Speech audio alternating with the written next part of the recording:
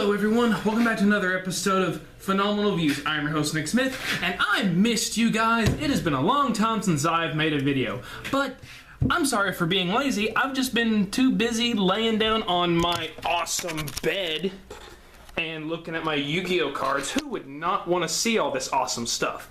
I mean, if you are in this room, wouldn't you just want to lay down on that awesome bed over there and do absolutely gosh darn nothing?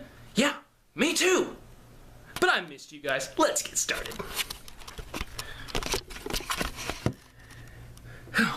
So, the movie I'm targeting today is a movie that a lot of people that came out last summer or 2 summers ago. The movie You're Next. Now, I've heard a lot of bad things about this film. I've heard that it was stupid. I've heard it was just a clone of Psycho.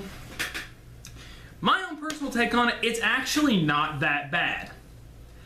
I personally didn't mind the film. I mean, yeah, there were a few things that bugged me, but a lot of films have their problems. Like, in the beginning of the film, these 2 random people get killed by the assassins with the animal masks. We find out later that they are the neighbors, and the only purpose that they serve is basically so no one can help the victims and no one can basically call the cops. So the movie is about this gigantic family and this girl Aron who is dating one of the brothers named Crispin, and apparently he was a teacher or something, and she was one of his students, but now she's not, and now they're dating. And so they go to this humongous family reunion, and we meet his brothers Drake and Felix, and Felix has a girlfriend named Z, and there's also a girl named Kelly who, but, you know, I didn't really care for her, so when she died, I didn't really care. Now, when the kills happen, you don't really care. The only person that you really care for in this film is Aron, and Aron is awesome. Aron is attractive, Aron is smart, Aron knows what to do, and she's just not one of those people that randomly go, oh my gosh, someone's going to kill me. I have to be smart. No, they give a reason for why she's so smart, because she grew up in Australia, and she grew up in an environmental survival place. So that's why she knows how to react to situations like this. Like when the killers start attacking, she doesn't freak out, she doesn't scream, I think she screams, I don't remember. But she doesn't like go, oh my gosh, I have to get out of here, I have to get out of here. No, she analyzes everything and she thinks. She thinks, she's smart, she decides, okay, here's what we need to do to survive this. You need to listen to me, yada, yada, yada. Okay. Now this movie does have a lot of horror slasher film classics. No phone lines. Well, I mean, everyone uses a cell phone. But I did call, like, how a couple people were going to die. But there were some deaths I did not see coming. Like, the daughter has a boyfriend who's a filmmaker, and apparently he made a documentary or anything. And you don't really care that he dies, but how he died, I called. I was like, oh, he's going to get shot in the head. And what do you know? He gets shot in the head. Another brother, Drake, gets shot in the chest, but it goes through him, and he ends up pulling the arrow out from his back. Now, the daughter, who's like, I'm the fastest one, I'll run and get us help. I did not see this coming. I mean, I knew she was going to die, but I did not call her running into a piano wire and cutting her throat. I thought as soon as she ran out there was going to be a crossbow, and like the arrow was just going to go whoosh. Epic slow-mo. But no. So some of the deaths I actually did find interesting. And so Crispin decides, look, I'm going to run, and Kelly apparently made it out. So I'm going to go, and I'm going to go try and get some help. So, and Kelly, who gets away, gets punched into the neighbor's house, and the neighbors did die. Something that I thought was funny, there was, the killer got a hole-in-one in Kelly's head. He took the hammer, and he was like, well, bam! And I was like, hey, hole-in-one! For those who enjoy golf, there's your pun for the day. You're welcome. So, yeah, Kelly gets killed by a hole-in-one. The character Aron, she is awesome, even though I've already described how awesome she is. The first thing she decides to do is to get people out of the kitchen, is to pick up the chairs. And actually, I'm going to reenact. We got to get out of here. Here's what you do. Pick up the chair and run. She has everyone pick up a chair and run out of the kitchen to get to the next room where they can be safe. And it actually works. But the killers do pluck off the family one by one. When the mom loses two of her kids, the mom goes to lay down. I called this. I really did call this. The killer was under the bed, sneaks up and hits her with a machete. But now this is where the film kind of gets a little stupid and unrealistic. The guy apparently did this in like 5 to 10 seconds, drained practically all of the mom's blood, wrote "You're next" on the wall, and disappeared. I'm honestly thinking that in reality, this is how it would have happened.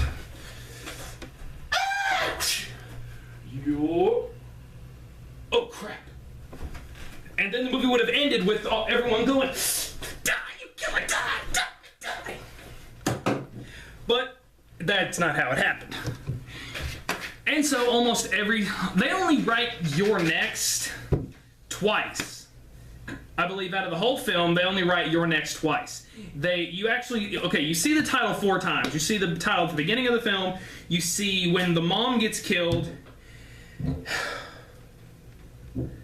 No, actually, I think you only see it 3 times. You see "You're next" on the wall in the beginning of the film. You see "You're next" on the wall when the mom dies. And then you see "You're next" at the end of the film. That's it. This movie is a home invasion film combined with a slasher. And it works in some ways it doesn't.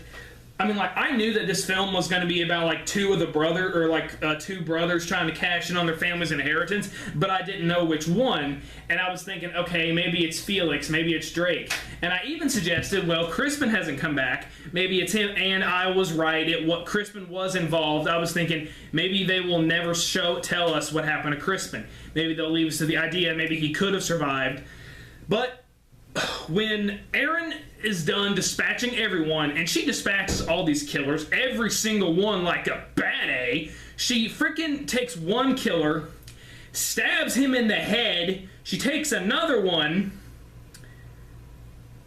I think she stabs him in the head too.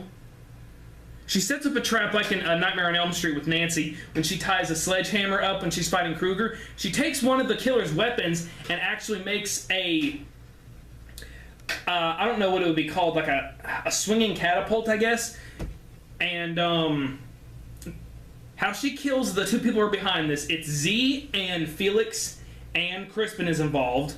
One thing about Z, I was so glad she was dead because she wanted to have sex with her boyfriend right next to his dead mom's corpse. What the frick is wrong with you, woman? You don't... And she even says it. I want to have sex right beside your mom's corpse. I am so glad Felix is not at least a sicko. I mean, he's a sicko for wanting his own parents dead, but at least he has the audacity not to bang his girlfriend right next to his mother's corpse. Gosh, this woman's crazy. So then when, like, when Aron is hiding from the killers, we find out that the killers they're hired assassins, but they're all brothers. They're 3 brothers. And so when she takes out the first one, the other brother gets ticked. When she takes out the other one, he gets ticked. And so the film ends with Aron taking a kitchen knife, stabbing it into Z's head, taking a blender and sawing off Felix's head. Dang. And then she ends up killing Crispin with a screwdriver into the neck. And he asks why. She says, why the heck not?